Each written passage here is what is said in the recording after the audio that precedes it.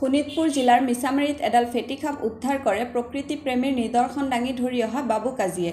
উল্লেখ্য যে বাবু কাজীয়ে মিছামাৰীৰ বিভিন্ন ঠাইৰ পৰা প্ৰায়ে বিষাক্ত সাপবোৰ উদ্ধাৰ কৰি পৰৱৰ্তী সময়ত বনাঞ্চলত মুকলি কৰি আহিছে। মিছামাৰীৰ ঢেকি পেলোৱা বঙালী গাঁৱৰ নিবাসী নীলকান্ত দাসৰ বাসগৃহৰ পৰা এডাল ফেটিসাপ উদ্ধাৰ কৰে। সাপডাল পিছত সোণাইৰূপাই বন্যপ্ৰাণী অভয়াৰণ্যত মুকলি কৰি দিয়াৰ ব্যৱস্থা কৰিব বাবু কাজীয়ে। মিছামাৰী অঞ্চলত বনৰীয়া জীৱ-জন্তু উদ্ধাৰ কৰাৰ পাছত বনাঞ্চলত মুকলি কৰি প্ৰকৃতি প্ৰেমীৰ নিদৰ্শন দাঙি ধৰি আহিছে বাবু কাজীয়ে।